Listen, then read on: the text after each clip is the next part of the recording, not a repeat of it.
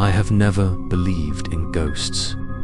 All the stories told on rainy nights, the rumors in the small neighborhood, or the yellowed diary entries found in old drawers, to me, were just ghost stories made up to scare children. But that night, when the clock on the table struck midnight, my worldview collapsed in an instant.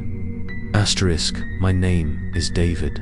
5 years ago, my life was plunged into darkness when my younger brother, Michael, died in a horrific car accident. The image of the car overturned in the rain, the red light of the police lights flashing through the water, the shrill sound of the siren, and the lifeless body of my brother being pulled from the scrap metal, all haunted me every time I closed my eyes. As time passed, people told me to forget, to move on, but how could I when that loss left an unfillable hole in my soul? I kept Michael's belongings in an old wooden chest, a few notebooks, a cracked wristwatch, and a few childhood photos. Thought that at least those memories were still mine, that no one could take them away. But one October evening, when the cold wind of the early season whistled through the cracks in the door, something strange happened. I was cleaning the living room when I suddenly found a faded envelope in an old drawer, stuck tightly in the wooden slot, as if someone had deliberately hidden it. On the envelope was written my name, David, in a shaky but painfully familiar handwriting. It was Michael's handwriting. I dropped the towel, my hand shaking as I held the envelope, my heart pounding as if it was about to jump out of my chest. In that moment, I felt everything around me freeze. Only my rapid breathing echoed in the cold room. I tore open the envelope. Inside was a neatly folded piece of paper, the writing blurred in some places, but still clear enough for me to read. Don't believe what people say. I'm still here. I was stunned. No postmark, no return address, just that handwriting. And those vague, creepy words. A chill ran down my spine, causing goosebumps to appear all over my body. I tried to reassure myself that it was a prank or some strange coincidence, but reason could not overcome the feeling of horror that was gnawing at my mind. The room suddenly became strange. The shadows cast by the yellow light on the wall seemed longer, as if moving with each breath I took. The clock on the wall suddenly rang out, clearly, heavily, and urgently. My mind echoed the recent sleepless nights, the soft footsteps in the attic, the rattling sound as if someone was scratching the wooden boards, and even the vague whispers in my dreams, when I clearly heard someone calling my name in the darkness, while my eyes were still fixed on the letter. The ceiling light suddenly flickered, then went out. In the pitch blackness, I heard the wind blowing outside the window, accompanied by the rattling sound of the wooden door shaking. I quickly turned on the nearby table lamp. The dim light shone on the piece of paper that was still lying on the table, but I swear the words on it seemed to become clearer for a moment, the ink darkening, as if it had just been written. I took a deep breath. Michael's face suddenly appeared in my mind, the gentle smile, the clear voice of the past. But then that image changed. Her eyes became lifeless, her face blurred as if swallowed by the darkness. I clenched the letter tightly, my whole body trembling with fear. A question kept urging me. If this was really a letter from Michael, did it mean that my sister had never left? Or was there some force using her name to come back to find me? I decided to put the letter in the desk drawer and lock it. I told myself that tomorrow I would bring it to a friend who was a police officer to check. But that night, I couldn't sleep. Every time I closed my eyes, I heard Michael whispering in my ear, "Brother, I'm still here." That sound echoed as if coming from the empty room, both distant and close, making me shiver continuously. Exactly at 3 o'clock in the morning, when the clock chimed, I heard a knock on the door.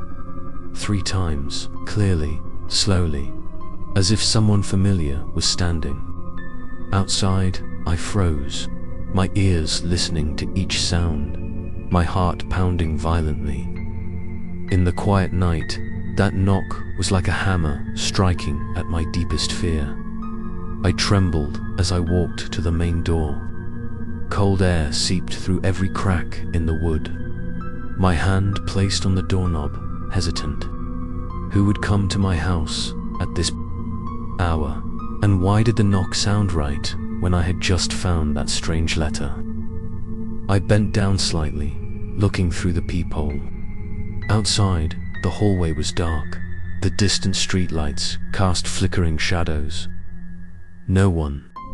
But just as I was about to turn away, the knock came again, this time louder, more urgent, as if urging me to open it immediately. I hesitated, my breath coming in short gasps. If I opened the door, I would be confronted by something. It could be Michael, or it could be something even more terrible. I stood still, my hands still on the cold doorknob, my heart about to explode. And then, from behind the door, a deep, husky voice called out my name softly. David.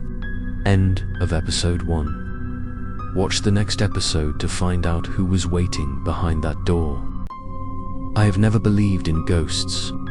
All the stories told on rainy nights, the rumors in the small neighborhood, or the yellowed diary entries found in old drawers, to me, were just ghost stories made up to scare children. But that night, when the clock on the table struck midnight, my worldview collapsed in an instant. Asterisk, I stood frozen in the darkness, my hand still on the cold doorknob. My heart was pounding so hard that I thought I could hear it clearly in the silence. Outside, that voice had just called my name, low, choked, but strangely, in a flash, I realized it was exactly like Michael's voice. I trembled. My mind screamed that it couldn't be. My brother was dead. I had stood next to the coffin and seen his cold face under the white cloth. But my heart ached with a familiar feeling, as if there was a part of me that believed that Michael was really standing outside the door. I didn't dare open it right away. I gently peeked through the peephole. At this moment, under the dim light of the street lamp, I saw a vague figure. A tall, thin figure, hair drooping, shoulders shaking slightly as if waiting. I held my breath, my hands gripping the doorframe to keep my balance. That figure looked eerily like Michael. Every cell in my body screamed to run, but my feet felt like they were nailed to the tiled floor. David, open the door. I'm cold. The voice echoed through the crack in the door, each word drawn out, sweet as a plea, but with a distorted tone, as if suffocated by an invisible void. I took a step back, my whole body trembling. A series of memories flashed through my mind. Michael sitting in the living room studying for an exam. Michael laughing as we played soccer in the yard. Michael humming in the rain. But then came the image of my brother with a pale face in a coffin, his lips stiff, forever unable to smile again. I shouted loudly, "Who are you?" The sound echoed in the empty room, making me suddenly realize that my voice was trembling and weak. Outside, the figure was silent for a moment, then moved slightly, as if leaning close to the keyhole to whisper, "Don't you believe me? I'm Michael." My chest tightened. If this was really Michael, how could she come back? And if not, what was it that was using her form to deceive me? The air in the room was thick, each breath heavy. I backed away, my eyes never leaving the door. The figure outside was still standing motionless, only the wind whistling through the cracks like a lament. Suddenly, 3 loud knocks rang out, urgent and angry, making the door shake violently. I jumped back, falling onto the sofa. The knocking stopped, giving way to an eerie silence. In that moment, I swore I heard a soft, cold laugh, nothing like the old Michael's voice. The laugh lasted, fading into the darkness, leaving a deadly silence. I sat motionless for hours, until the dim light of dawn crept through the gaps in the curtains. When I mustered up the courage to step forward and look through the peephole, the hallway was completely empty, as if no one had ever been there. But on the ground, right in front of the door, I saw something that made my blood run cold. Another envelope, yellowed and cold. I quickly opened the door and picked it up. On the envelope, once again, was Michael's handwriting, written in a hurried, trembling manner. "Don't open the door again, or you will no longer be yourself." I almost collapsed. So was the first letter warning me, or was this one the truth? Was it Michael who knocked on the door last night, or some other shadow that wanted to take me with him? I hugged the envelope to my chest, my mind spinning, my heart filled with confusion and fear. Questions piled up, with no answers. But one thing was certain. This was just the beginning of a series of terrifying events. As I sat silently in the living room, the clock ticked away, and then, from the attic above, a strange sound echoed down. The sound of something heavy being dragged, accompanied by slow footsteps. I froze, my eyes wide open, my hands clutching the envelope and trembling. The house I thought was familiar had suddenly turned into a lurking maze. I knew I had no choice but to face it. End of part 2. Watch the next episode to find out what awaits David in that gloomy attic. I have never believed in ghosts. All the stories told on rainy nights, the rumors in the small neighborhood, or the yellowed diary entries found in old drawers, to me, were just ghost stories made up to scare children. But that night, when the clock on the table struck midnight, my worldview collapsed in an instant. Asterisk, the living room was silent, except for the heavy ticking of the wall clock. I sat motionless, my hands clasping the second envelope, my mind reeling with unanswered questions. But then the noise in the attic rang out again, clearer, as if someone was dragging something heavy and cumbersome. The wood creaked and groaned, then stopped, leaving only a dead silence. I swallowed, goosebumps rising all over my body. The attic had long been abandoned, filled with old boxes covered in cobwebs. No one had been up there in years, except me, when I was packing up after Michael's funeral. I looked up at the ceiling, where a small wooden door led to the attic. The old stepladder was still standing in the corner, covered in a thick layer of dust. I walked toward it, each step heavy, as if held back by something invisible. My hands trembled as I placed them on the ladder, the dust clinging to my skin. Cold, I took a deep breath, telling myself to be brave, to find out the truth. Otherwise, I would never be at peace. As I pushed open the attic door, a cold gust of air blew down, making me shiver. The space was pitch black, the smell of mold and mildew mixed with the smell of rotten wood. I turned on the flashlight on my phone. The weak light swept through every corner. Dusty cardboard boxes, old things scattered around. Everything was silent. But in one corner, I saw a wooden chair with a broken leg, on which there were traces of it having been dragged, leaving a long trail on the dusty floor.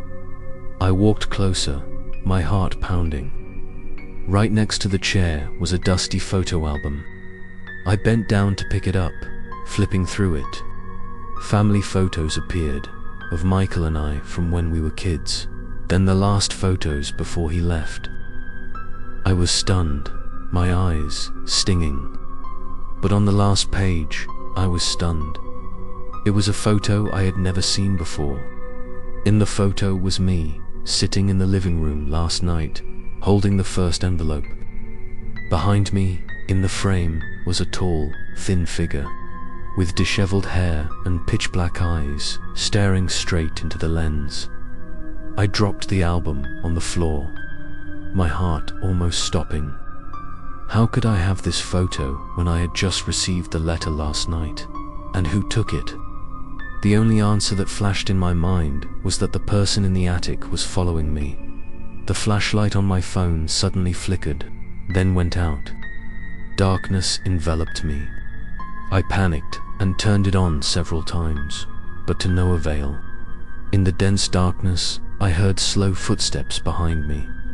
I held my breath, every muscle tensed. The footsteps approached, the wooden floor creaked. I turned around quickly, but saw nothing but pitch-black darkness. Suddenly, a whisper rang out right next to my ear. "David." I panicked and fell backwards, my hands groping in the darkness. As I got up, my knee brushed against something hard. I touched it and realized it was a small wooden box. I quickly opened it. Inside were old letters, all with my name written. On them, in Michael's familiar handwriting, there were dozens of envelopes, each yellowed, neatly arranged, as if they had been there for many years. I quickly pulled one out. Inside was only one sentence: "You can't escape." I panicked, quickly closed the box, but at that moment, I heard a soft laugh echoing throughout the attic, echoing from all directions, so cold that my spine froze. I hugged the box, recklessly rushing towards the stairs. When I pulled the door, flapped to climb down, the attic door suddenly slammed shut, blocking my escape route. I clapped my hands repeatedly, shouting for help, but no sound came out, as if I had been locked in a space separate from reality. In desperation, I turned back. At the end of the attic, in the dim light of the crack of light through the broken roof tiles, there was a figure standing there, tall and thin, with a pale face, eyes like deep hollows, staring at me. The figure began to walk, each step heavy on the wooden floor. I stepped back, my back pressed against the door. My breathing was rapid, my hands trembling non-stop, and then a familiar voice rang out, no longer gentle, but full of gloom. "You shouldn't have opened the first letter end of part 3. Watch the next episode to see how David will face the figure in the attic... I have never believed in ghosts. All the stories told on rainy nights, the rumors in the small neighborhood, or the yellowed diary entries found in old drawers, to me, were just ghost stories made up to scare children. But that night, when the clock on the table struck midnight, my worldview collapsed in an instant. Asterisk, the figure was still standing motionless at the end of the attic, just a few steps away from me. In the dim light shining through the broken tiles, his face appeared blurry, as if covered by a thick layer of fog. His eyes were pitch black, so deep that I couldn't tell which were pupils and which were dark sockets. With each step he took, the wooden floor creaked, making me feel like I was being pushed to the depths of fear. I pressed my back against the attic door, trying to push it open, but to no avail. The door seemed to be locked from the outside, not moving at all. In desperation, I shouted, "Who are you?" The figure stopped. From the pitch black, a smirk appeared, not a happy smile, but a creepy mockery. A deep, hoarse voice rang out, terrifyingly familiar. "Don't you recognize me, David?" I was stunned. It was Michael's voice, but it was distorted, twisted, as if stretched by an invisible force. I shook my head, my heart pounding. "No, you're not my brother. Michael is dead," I screamed in despair. The figure let out a hoarse laugh, drawn out like the sound of metal rubbing against metal. Dead. Who told you that? You saw the coffin with your own eyes, but are you sure the person lying in it is me? I choked. That question was like a knife stabbing straight into my mind. For so many years, I had carried the pain in my heart, but I never thought that the truth could be distorted. The figure moved closer. The cold air radiating from him was like an icy wind, sweeping across my skin, making me shiver. I fell to my knees on the wooden floor, my hand unconsciously touching the old mailbox. The lid was slightly opened, revealing dozens of yellowed envelopes inside. Immediately, the figure changed its gaze, its pitch-black eyes flashing with a strange light. You opened it. His voice rang out, dragging out each word. You shouldn't have read it. You called me back. I shook my head repeatedly, sweat pouring down my forehead. I didn't believe it, didn't want to believe it, but those letters clearly had. Michael's handwriting, those haunting words were burying my reason. I grabbed one and quickly opened it. Inside was only a small piece of paper with the words, "Don't look into its eyes." I shivered, quickly looking up. The figure was standing right in front of me, only a few inches away. I screamed, retreated backwards, and crashed into the old box. The rotten pieces of wood shattered, falling down with a loud crash. In a moment of chaos, the figure suddenly disappeared. The space fell into a terrifying silence again. There was only the sound of my heart pounding, my chest heaving in panic. I hurriedly tried to open the attic door again. This time, the lid suddenly swung open easily, as if it had never been locked. I rushed down, falling to the floor below, the mailbox still clutched tightly in my hand. I sat there panting, my eyes staring at the attic door that was still shaking slightly, as if someone was standing on it. The house became stranger and scarier than ever. I wanted to run out, leave everything behind, but my legs could not move. There was an invisible force holding me back, as if forcing me to continue here, to continue opening each letter to find the answer. I looked down at the mailbox. The envelopes seemed to be trembling, as if something was alive inside. Michael's voice rang in my head, this time clear and close. Don't let it see you scared, otherwise it will never leave. I clenched my fists, trying to regain some courage, but just then a knock sounded from the living room, slow, steady, 3 times.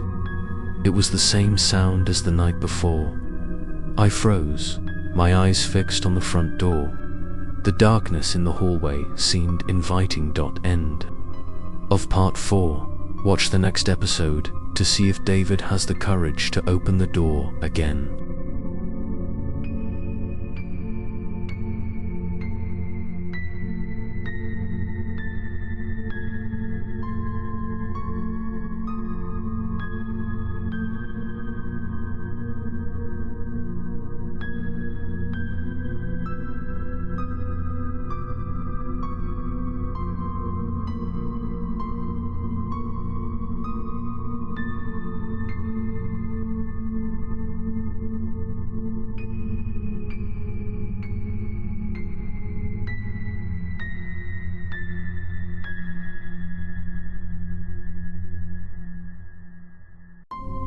I have never believed in ghosts. All the stories told on rainy nights, the rumors in the small neighborhood, or the yellowed diary entries found in old drawers, to me, were just ghost stories made up to scare children. But that night, when the clock on the table struck midnight, my worldview collapsed in an instant. Asterisk, the knocking echoed in the quiet house, making my whole body freeze. 3 times, slow, steady, like a hammer hitting the pent-up fear. I sat motionless, listening to each sound echoing from the main door. Every sense seemed to be stifled, each heavy breath stagnating in my chest. The darkness in the living room seemed to thicken, covering everything. I turned my head to look up at the attic. The door was closed silently, but the feeling of eyes still following me from the darkness above made my skin cold. I took a deep breath, trying to gather up the last bit of courage I had left. Last time, I didn't open the door, but I still found the warning envelope right on the doorstep. If I continued to be silent, would the thing outside leave, or find another way to get in? I stood up quietly, walking heavily towards the main door. The knocking rang out again, this time faster, stronger, as if urging. I reached for the doorknob, but then remembered the letter in the box. Don't look into his eyes. I stopped, my hand trembling as I pulled it back. My heart was torn between two choices: open the door to face the fear, or hide and continue to live in the obsession. I pressed my ear to the door. Outside was an eerie silence, no more knocking, only the sound of the wind blowing through the hallway.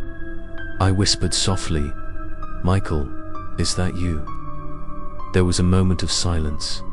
Then from the other side came a choked voice, "Open the door, I'm cold." Tears welled up in my eyes, my throat tightened. It was Michael's voice, gentle and familiar as many years ago, but deep down, I knew something was wrong. I trembled slightly, my mind reeling with memories of my brother. I wanted to believe that he was still there, that there was a miracle that would give me the chance to see him again. But the warning in the letter was like an iron hook stuck in my mind, pulling me back to reality. I bit my lip, then decided to open the door slightly, just enough to see through the crack. The hallway outside was dark, only the distant streetlights cast a faint light. I held my breath, my eyes fixed on the darkness, and then a skinny hand slowly reached through the crack of the door, the skin pale, the long nails scratching the wood. I was startled and about to slam the door shut, but a voice rang out right next to my ear. "Brother, don't be afraid." "It's me." I froze. My hand no longer had any strength. In a split second, I saw a face appear through the crack of the door. The hair was drooping, the lips pale, but the eyes were deep black, without light, without life. I choked, my mind blank. I immediately remembered the warning. Don't look into his eyes. Quickly, I turned my head away, trying not to let his gaze touch me. The thing outside the door began to chuckle, a twisted laugh that echoed in my bones. "Are you afraid of me? You called me back. You opened the first letter. That means you want to see me again." I trembled, gathering all my strength to push the door open, slamming it shut and locking it tightly.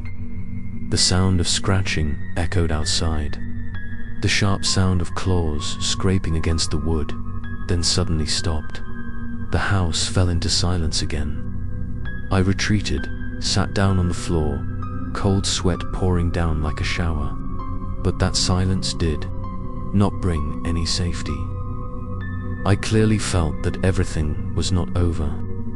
Even with the door locked, I knew that the thing was still around, waiting. I looked up at the wall clock. The hour hand pointed to exactly 3:30 in the morning.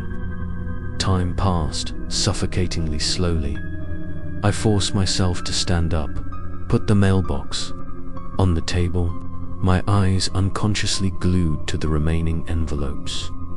There was something compelling, a strange attraction that forced me to open it. I pulled out a leaf, my heart pounding. Inside, there was only one sentence: "If you open the third leaf, I will enter the house." I was stunned, my hands shaking so much that the piece of paper fell to the floor. It turned out that everything that had happened up until now was only the beginning. At that moment, footsteps echoed from the stairs leading to the attic. Slow, heavy, each sound seemed to step on my soul. I turned my head sharply, my eyes wide with panic. I knew, whether I wanted it or not, that thing was in the house with me. End of part 5. Watch the next episode to see how David will face the footsteps that are gradually coming down from the attic. I have never believed in ghosts.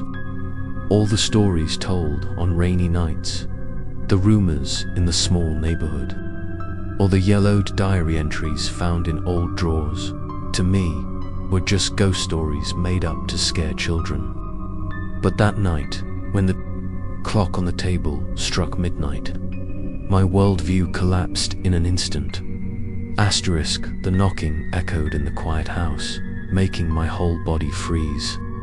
3 times, slow, steady, like a hammer hitting the pent-up fear. I sat motionless, listening to each sound echoing from the main door. Every sense seemed to be stifled, each heavy breath stagnating in my chest. The darkness in the living room seemed to thicken, covering everything. I turned my head to look up at the attic. The door was closed silently, but the feeling of eyes still following me from the darkness above made my skin cold.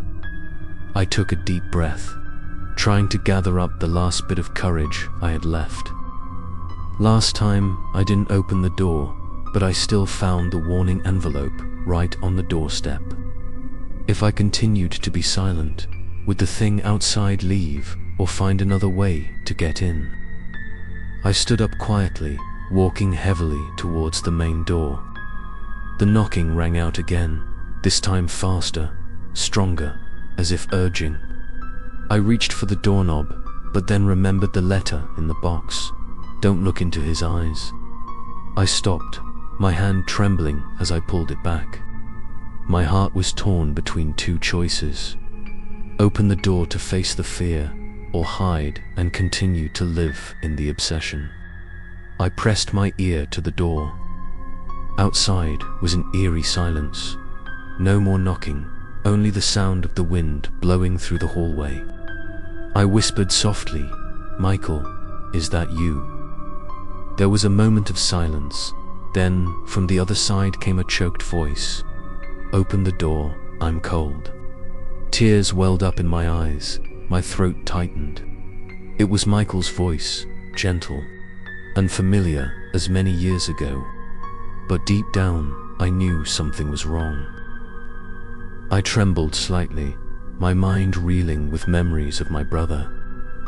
I wanted to believe that he was still there, that there was a miracle that would give me the chance to see him again. But the warning in the letter was like an iron hook stuck in my mind, pulling me back to reality. I bit my lip, then decided to open the door slightly, just enough to see through the crack. The hallway outside was dark. Only the distant streetlights cast a faint light. I held my breath, my eyes fixed on the darkness. And then, a skinny hand slowly reached through the crack of the door, the skin pale, the long nails scratching the wood. I was startled and about to slam the door shut, but a voice rang out right next to my ear. "Brother, don't be afraid." "It's me." I froze. My hand no longer had any strength. In a split second, I saw a face appear through the crack of the door. The hair was drooping, the lips pale, but the eyes were deep black, without light, without life. I choked, my mind blank. I immediately remembered the warning. Don't look into his eyes. Quickly, I turned my head away, trying not to let his gaze touch me. The thing outside the door began to chuckle, a twisted laugh that echoed in my bones. "Are you afraid of me? You called me back. You opened the first letter. That means you want to see me again." I trembled, gathering all my strength to push the door open, slamming it shut and locking it tightly. The sound of scratching echoed outside. The sharp sound of claws scraping against the wood then suddenly stopped. The house fell into silence again. I retreated, sat down on the floor, cold sweat pouring down like a shower. But that silence did not bring any safety. I clearly felt that everything was not over. Even with the door locked, I knew that the thing was still around, waiting. I looked up at the wall clock. The hour hand pointed to exactly 3:30 in the morning. Time passed suffocatingly slowly. I forced myself to stand up, put the mailbox on the table, my eyes unconsciously glued to the remaining envelopes. There was something compelling, a strange attraction that forced me to open it. I pulled out a leaf, my heart pounding. Inside, there was only one sentence. "If you open the third leaf, I will enter the house." I was stunned, my hands shaking so much that the piece of paper fell to the floor. It turned out that everything that had happened up until now was only the beginning. At that moment, footsteps echoed from the stairs leading to the attic. Slow, heavy, each sound seemed to step on my soul. I turned my head sharply, my eyes wide with panic. I knew, whether I wanted it or not, that thing was in the house with me. End of part 5. Watch the next episode to see how David will face the footsteps that are gradually coming down from the attic. I have never believed in ghosts. All the stories told on rainy nights, the rumors in the small neighborhood, or the yellowed diary entries found in old drawers, to me, were just ghost stories made up to scare children. But that night, when the clock on the table struck midnight, my worldview collapsed in an instant. I sat on the floor, breathing heavily, cold sweat running down my face. The letters were scattered around me, each line trembling as if glowing in the dark, making my heart clench. Each envelope was like a door opening to a new obsession, and I knew I had made a mistake from the first letter. But then my eyes stopped on another envelope, lying alone at the edge of the box. It wasn't as old as the others, the paper was newer, as if it had been placed there not long ago. I picked it up with trembling hands. There was no name on the envelope, just a scribbled line, the third letter. I stepped back, my heart pounding. I had read the warning earlier. If you open the third letter, I will enter the house. My blood froze. Every instinct urged me to throw it away immediately. But deep down, a part of me wanted to know the truth, wanted to face it all instead of living in the dark. I sat silently for a long time, then finally tore open the envelope. Inside was a folded piece of paper, Michael's handwriting clearly visible. "Brother, I have found my way back. When you read these lines, I am standing behind you, my breath caught, my skin numb." I slowly turned my head to look behind me. The living room was empty, no one. But at that moment, the mirror hanging on the wall suddenly reflected an image that made me freeze. In the mirror, behind me, was a tall, thin figure with disheveled hair and pitch black eyes, staring. I turned around, but there was nothing. I looked back at the mirror. The figure was still there, moving closer. I screamed, threw the piece of paper hard on the floor, rushed forward, and pulled the mirror to the ground, shattering it into pieces. But the pieces rolling on the floor reflected dozens of identical figures, all looking at me, smiling coldly. I held my head, collapsed, my heart about to explode. Michael's voice echoed in my head, this time as clear as if he was standing right next to me. "I called you home. You're home." As soon as the voice stopped, the lights in the room went out. and darkness engulfed the space. I tried to find the switch, but to no avail.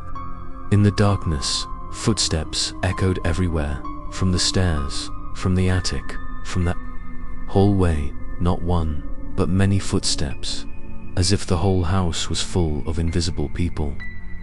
I curled up, hugging the mailbox tightly, my heart pounding so hard that I couldn't breathe. A noise came from the main door. I looked out, saw the door slowly open without anyone touching it. From the crack in the door, cold wind blew in, carrying a musty and fishy smell like it came from underground. In the darkness, a figure slowly walked in, a familiar, tall and thin figure. I shivered, wanting to scream, but my throat was choked. The figure stopped right at the threshold, tilting its head as if listening to my heartbeat. Then he spoke, his voice hoarse and choked. "Brother, I'm home." I backed away, my back pressed against the cold wall.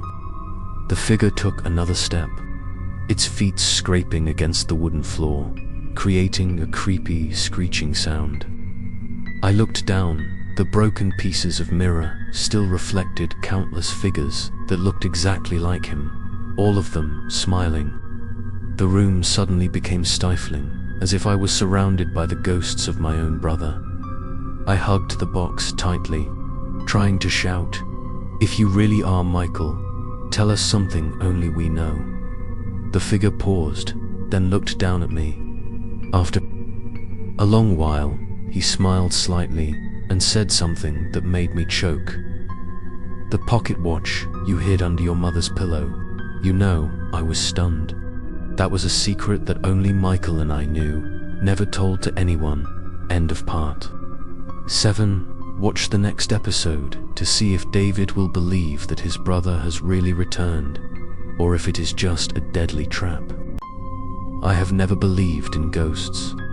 All the stories told on rainy nights, the rumors in the small neighborhood, or the yellowed diary entries found in old drawers, to me, were just ghost stories made up to scare children.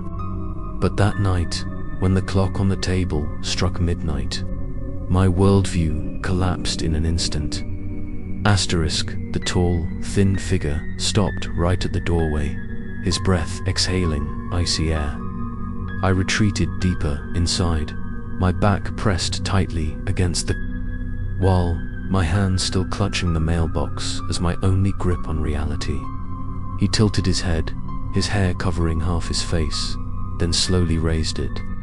The dim light from the hallway let me see his pale lips moving, his deep eyes still pitch black, without any light. "You," his voice choked, dragging out each word. I found my way home. I trembled and shouted, "If you really are Michael, prove it." He smiled faintly, a smile that was unlike the memory I still held. It was distorted, cold, as if that face was just a mask covering something hidden deep inside. But then he blurted out the secret about the pocket watch, something only Michael and I knew. At that moment, my heart clenched. Reason and emotion clashed violently. Part of me wanted to believe, but the other part was extremely wary. He took another step forward. The wooden floor creaked. I tried to avoid his gaze, remembering the warning in the letter. But it seemed like he sensed my fear. The closer he got, the louder his voice echoed in my head. "Why are you afraid of me? I walked through the darkness just to meet you again." I shook my head slightly, my mouth stammering. "Michael is dead. Michael is dead."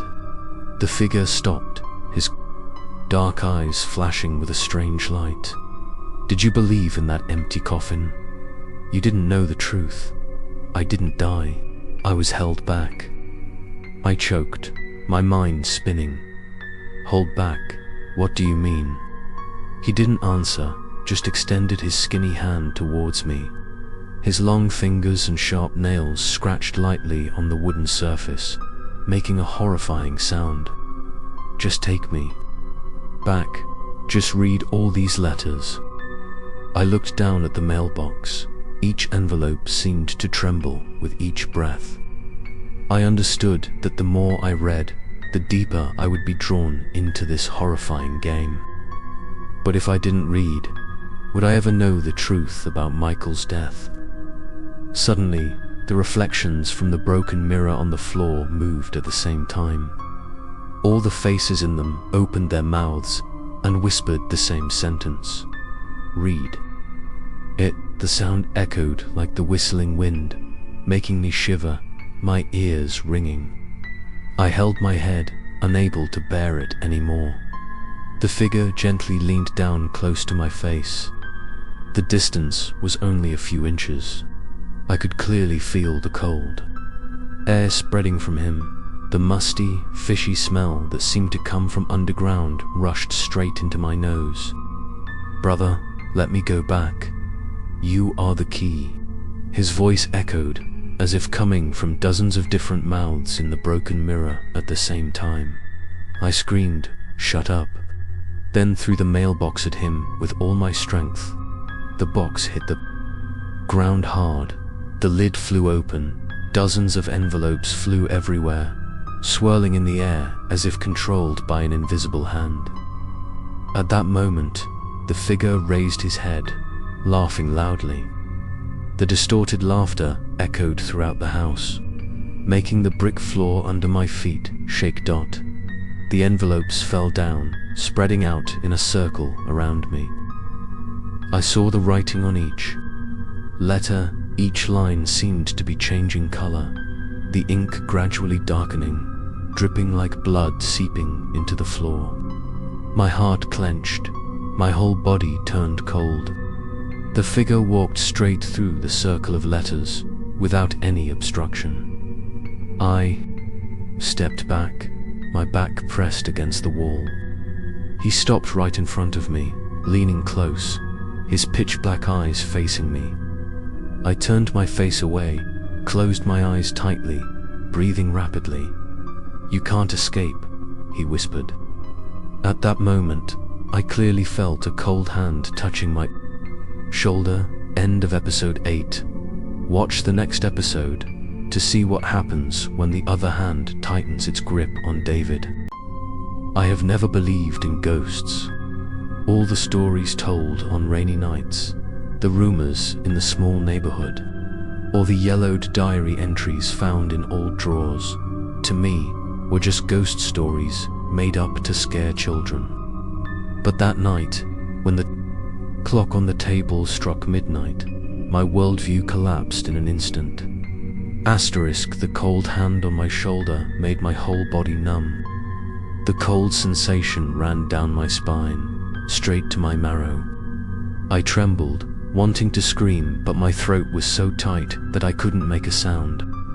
The hand tightened, the long fingers digging deep like claws through the fabric of my shirt, leaving painful marks on my skin. I closed my eyes tightly, my heart beating wildly, afraid that if I opened my eyes, I would completely lose myself in the thick darkness.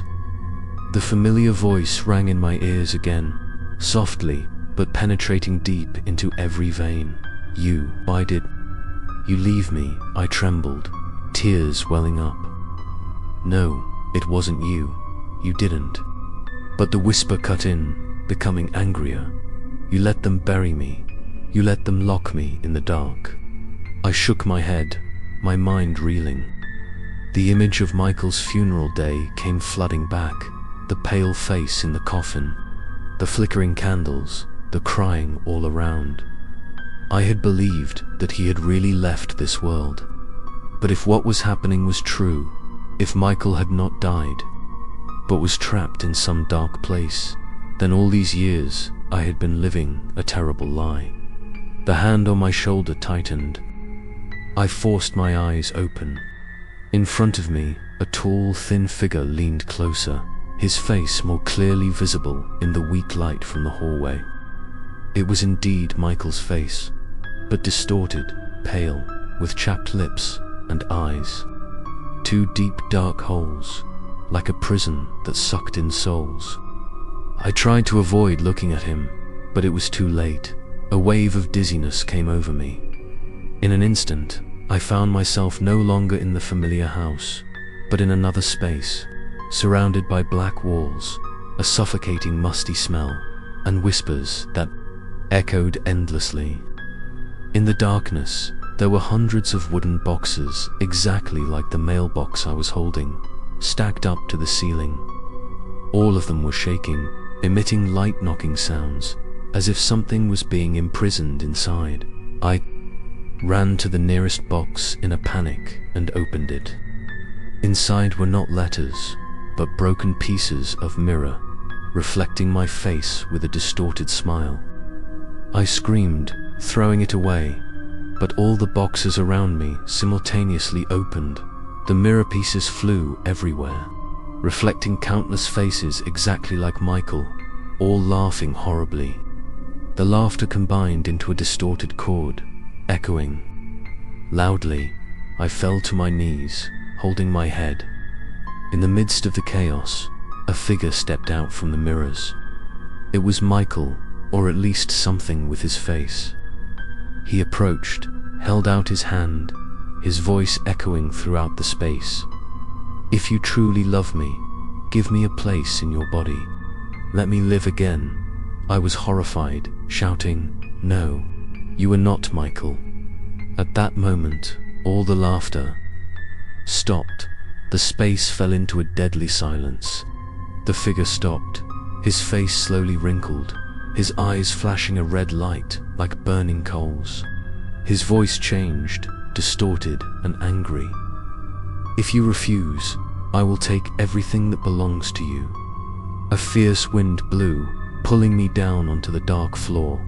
When I looked up, I found myself back in the living room, the mailbox still lying on the floor, but on my shoulder, clearly imprinted, were long handprints with purple bruises. I trembled, sat down, and gasped. The house was quiet, as if nothing had ever happened, but I knew clearly that darkness had left its mark on my body. I looked down at the floor. Among the scattered envelopes, another letter opened by itself. The piece of paper inside had only one sentence written on it: "Next time, I will be inside you." My heart clenched, my hands shook uncontrollably. I knew things were getting out of hand. End of episode 9. Watch the next episode to see what David will do when he realizes the darkness has left its mark on his own body. I have never believed in ghosts. All the stories told on rainy nights, the rumors in the small neighborhood, or the yellowed diary entries found in old drawers, to me, were just ghost stories made up to scare children. But that night, when the clock on the table struck midnight, my worldview collapsed in an instant. I sat silently in the living room, my whole body trembling. My left shoulder was aching, and the cold chills penetrated my bones. When I pulled down my shirt, I was stunned.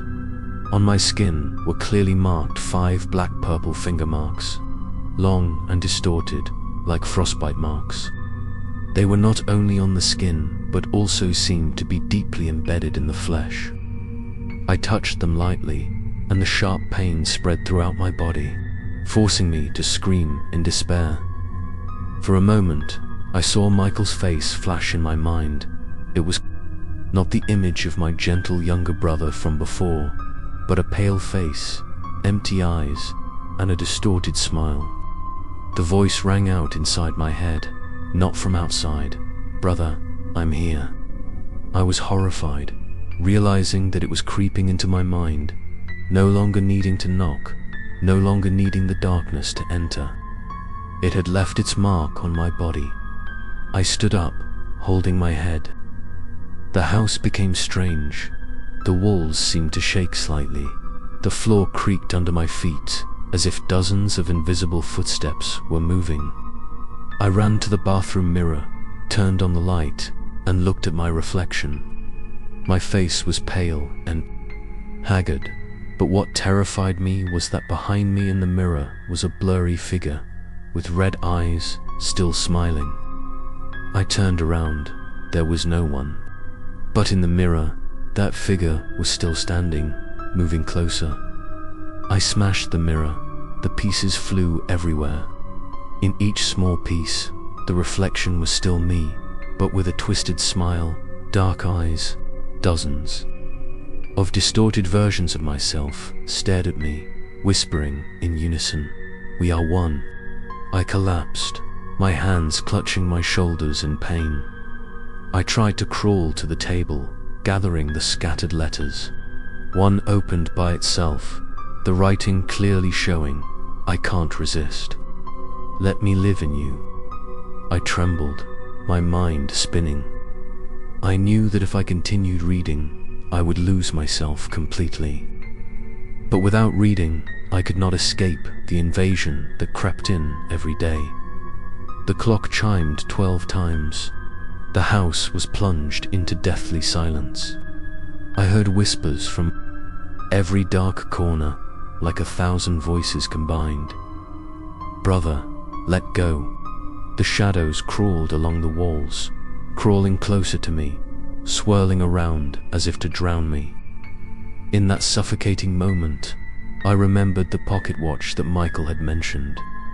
I rushed to my mother's room, rummaging through the pillows. Just as I remembered, the old watch lay there motionless. I held it tightly in my hand, the cold, metal feeling penetrating my skin but bringing a glimmer of hope. As soon as I held it, the whispering voice in my head suddenly quieted down. The heavy space calmed down a bit. I looked around, the shadows paused, trembling as if being obstructed. But then, a hoarse roar rang out in my mind. "You can't hide forever. You're a part of me."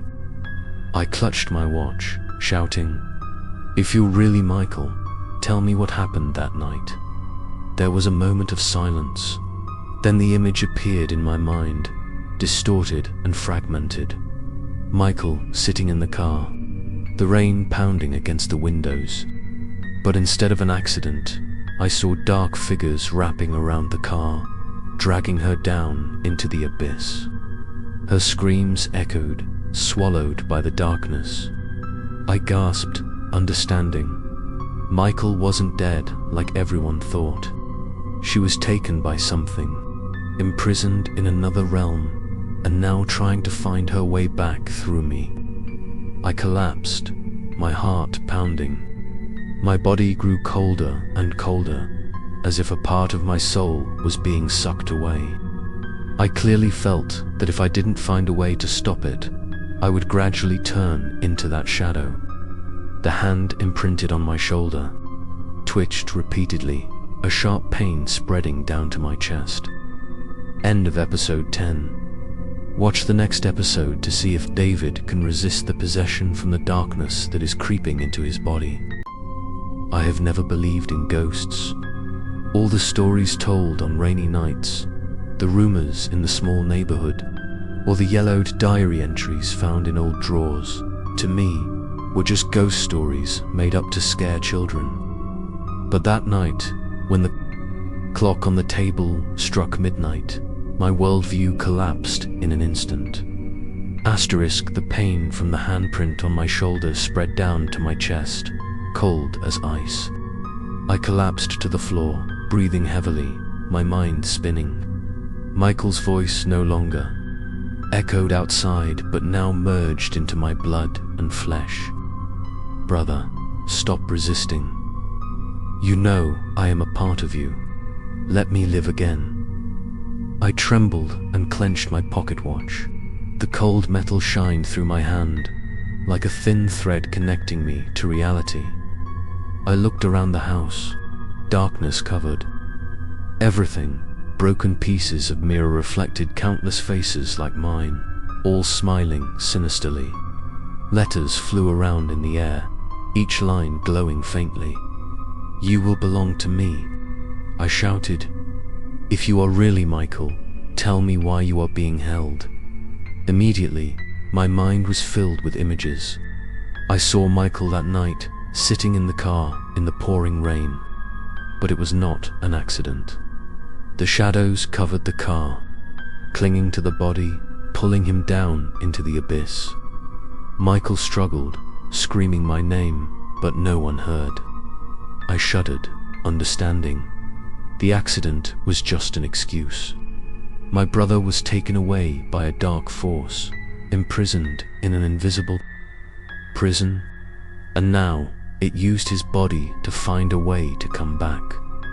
The hand imprinted on my shoulder suddenly twitched, like a second heartbeat. I collapsed, my mouth letting out a painful groan. A voice rang out in my head, angrier than ever. You can't resist. If you refuse, I will take everything you have, your memory, your soul, and your life. I clutched my watch, shouting, no, I won't let the darkness take over. Immediately, the shadows on the wall rushed over, wrapping tightly around me. I was lifted off the ground, my whole body convulsing. In that moment, I saw two paths before me. Let Michael possess me, or fight to the end and possibly disappear. Forever, I closed my eyes, focusing on my memories. I remembered the days when Michael and I were kids, running around the fields, our laughter ringing. I remembered the last hug she gave me before she left the house that fateful day. That was the real Michael, not the shadows screaming in my head. Tears rolled down my cheeks. I whispered, I'm sorry, Michael, but I won't let this thing take your form. I grabbed my pocket watch and with all my strength slammed it down on the handprint on my shoulder. A deafening explosion rang. Out in my mind, sharp pains spread throughout my body. I screamed, my whole body shaking, but at that moment the shadows around me shrank, struggling as if they were on fire. The screams of darkness echoed throughout the house. You'll regret it. I'll come back. The lights suddenly flashed, illuminating the room. When I opened my eyes, the house was quiet again. The letters disappeared, the mirror shattered into dust, and the purple-black handprint on my shoulder faded. I collapsed to the floor, panting, sweating profusely. The pocket watch fell to the ground, cracking a thin line on the glass. I sat up, my eyes looking around the empty room. It all seemed to be over, but deep down, I knew it was only temporary. The last voice still echoed in my head. I will come back. I struggled to stand up, looking out the window. Dawn was beginning to break, dim light shining in. But instead of a sense of security, I only felt a heavy premonition. Because if those letters had existed, they might appear again. And when that happened, I wouldn't know if I had the strength to resist a second time. End of episode 11. Watch the next episode to see if David can escape the clutches of darkness, or will he be completely consumed?